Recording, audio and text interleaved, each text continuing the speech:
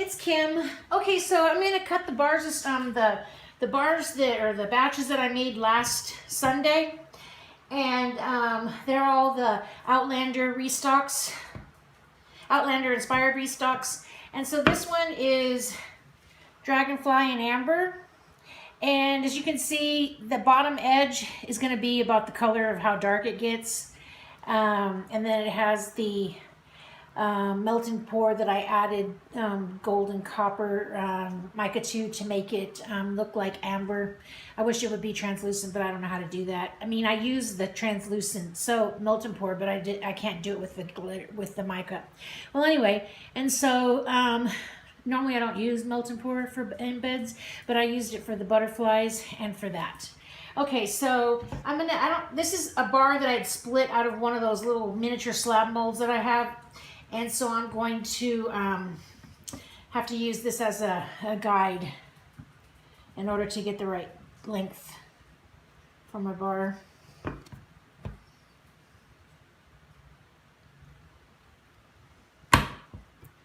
And then I can use this after that. So anyway, this is Dragonfly and Amber. It looks really cool on the video. I mean, the recording. And like I said, that'll get dark once it cures. That's just the inside.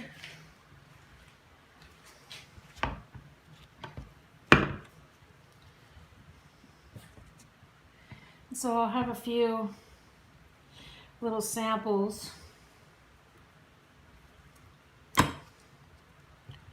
That's actually too small for a sample. I'll just use that around the house.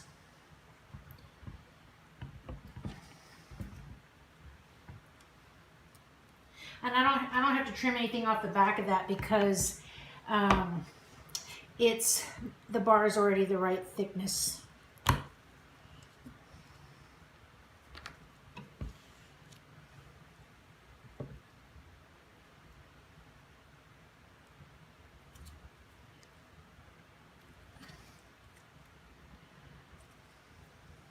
I guess I should have just picked the regular loaf to show.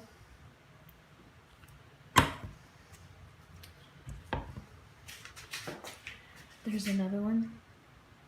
Yeah, it looks really like vintage in the light. Oh, I guess I need this.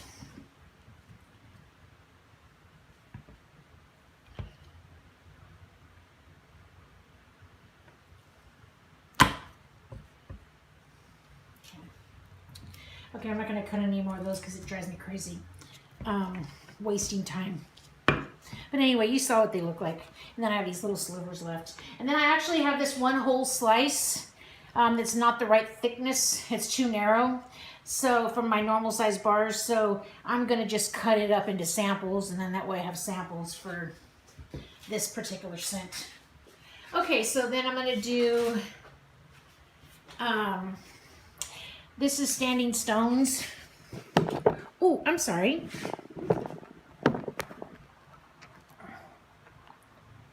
That's Standing Stones. It's really clear tonight. Okay. And this one, let me just trim that little sliver off.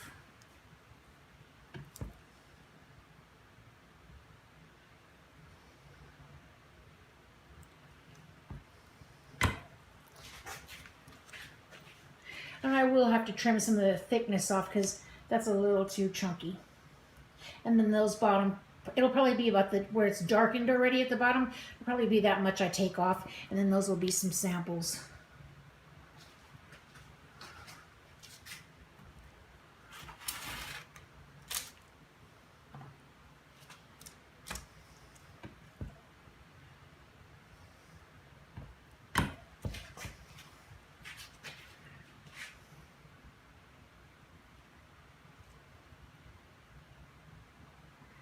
Very nice. That's weird. But tonight it's coming in clear. Who would guess? So this is Standing Stones. It's a very unique, clean scent. Maybe a little brisk, I would say.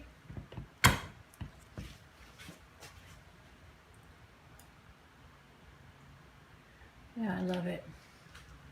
And it has some Dead Sea clay, or yeah, Dead Sea clay mud on the top, or just the dried grains.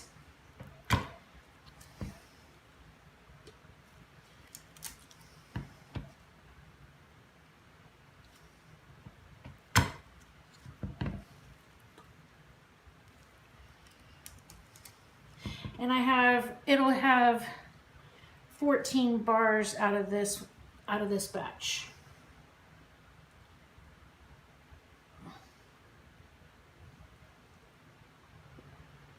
I will just have to use the planer to plane that side off, but that's that. Okay, so I usually only do one. I make 14 bars of each one because there's 7 in one of those little slabs. So I usually just do a video of one little slab.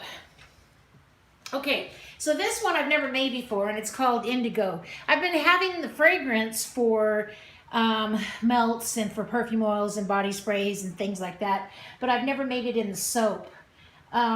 It's in the series. I talked about this in the video, but they always refer to indigo, that they buy blocks of indigo to dye all their clothes in the colonies. So I just kind of looked up indigo, and it gave a description of what it smelled like, and it was kind of sneaky. So of course it isn't the same as this, but it also said it had a kind of a grass and patchouli kind of scent to it, so earthy. So I just kind of went with that, and so I tried using tried using that new Russian tip. I didn't like it. I'm old school. I'll have to learn how to do it better. And it was this fragrance too. It just started looking really clumpy and rough. So I took these flowers that I use for my Bloom soap. They're kind of like orange blossom flowers. And I'll have to make more because I want to make a batch of Bloom too, since it's going to be summer. But I just decided to just squish them on the top to kind of cover it because I wasn't happy with the way they looked. So we'll try them again because I have like 7 of them, but I just don't like, I don't have the knack, and it's going to take a little bit of practice for me. And so the inside is just plain. Oh no, let me show you the back side. So I had put those clumps of white on the bottom that I kind of did like a spiral around. I think it kind of looks cool. It almost looks like feathers, like down feathers or cotton. So, The thing about this one is that it smells great.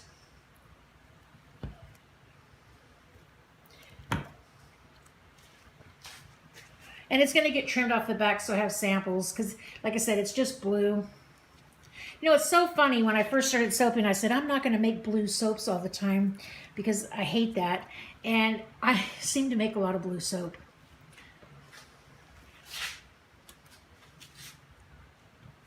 Let me push that back so I don't hit it.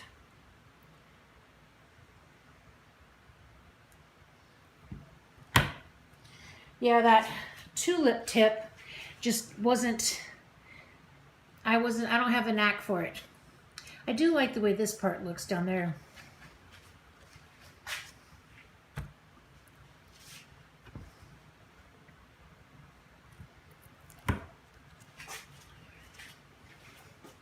And it has blue cornflowers, and then I took crushed jasmine petals and put them sprinkled on there as well.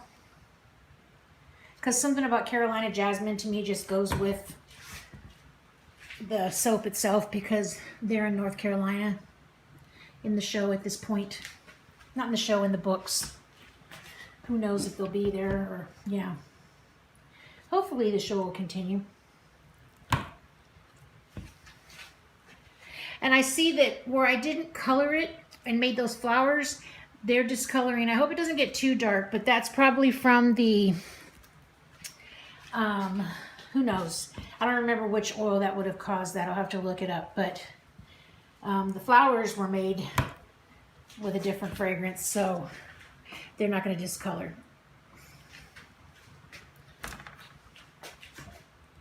And then here's the last one. That corner, that little corner will be trimmed off.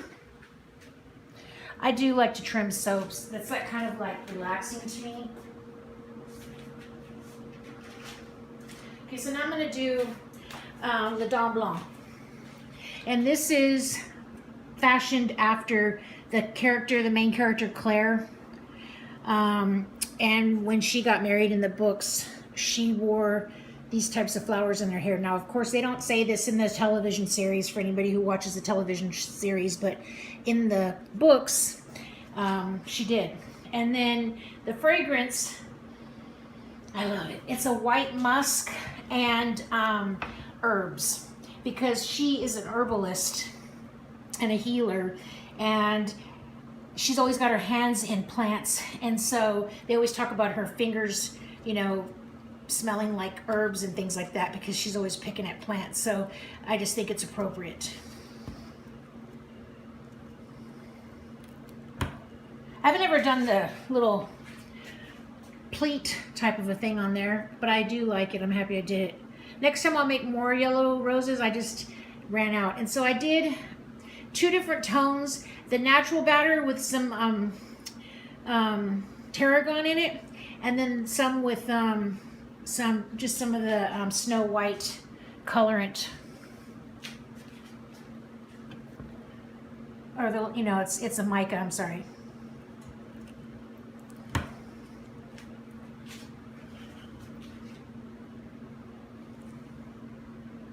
And it'll get trimmed to a little bit thinner because it's kind of thick too. And then I'll have samples for it, so that's nice. I sound like I have a frog in my throat tonight. That's weird. And so yeah, that is, these are supposed to be like asters. I like how the center looks. It really does have kind of like a natural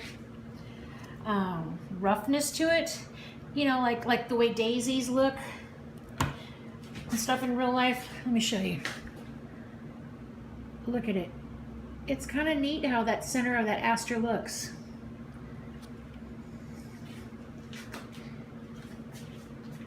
But they're definitely thick and chunky, so some of that is going to come off.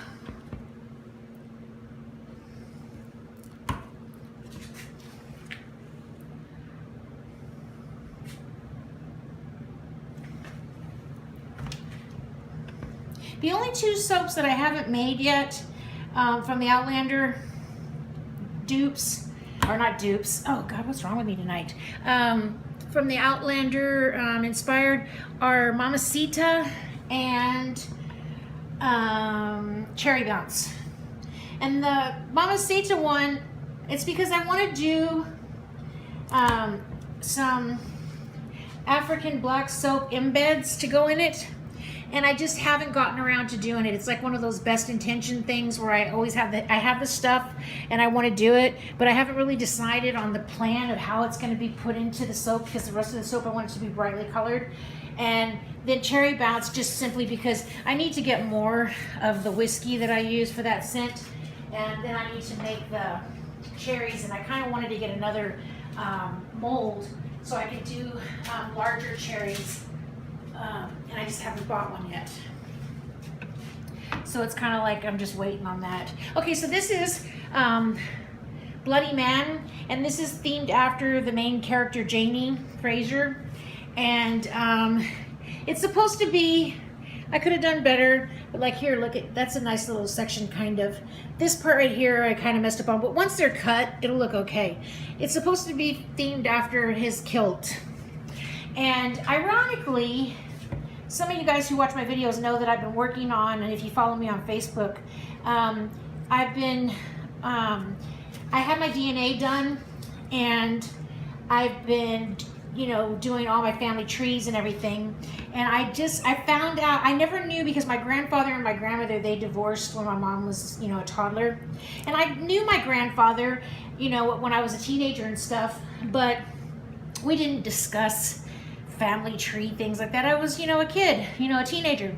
But I found out that I'm actually Scottish after all, and that the craziest thing of all, that it felt like I was like, it was like I was like dreaming, is that I am related to the Frasers of Lovett that this character's family is in the book. So if he was a real character, I would be related to him. It's so bizarre, because you know how like you have this like thing where you can't understand why you're attracted to something, you know, like a book or whatever, or you know, just an object, and you can't explain it, kind of like a deja vu, or you just don't understand why. Well, here it is. My goodness, this family, this name and everything, and this whole thing is part of my ancestry, and I never knew. That one's a nice piece right there. Anyway, so Bloody Man is, he makes, in the later books, when they go to the colonies, he actually makes whiskey. So I wanted to use like a kind of a manly scent, but at the same time, I wanted to add a whiskey, I won't do that next time, a whiskey aroma, but all the whiskeys I found were always just really vanilla-ish, and he's a man. I wanted it to have more of a manly note. And then I found that, I read on like Rose Mountain Herbs that Oakwood Absolute is what they use in perfumery, and I started looking it up. Oakwood Absolute is what they use to add a whiskey note to fragrances. So that little expensive stuff, it's like $34 for like 1/8 of an ounce, but I buy it so I can add it to the other fragrance that I have for him, and I love it. So he's a woody type of a whiskey manly scent, this soap is. And then I have in there that the speckles are from the colloidal oatmeal, and I believe there's some apricot kernel powder.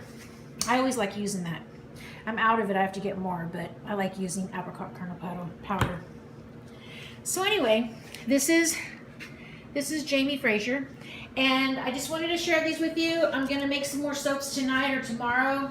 I haven't decided exactly what yet. There are probably gonna be a few from the All Souls, because I haven't made the book ones in a while.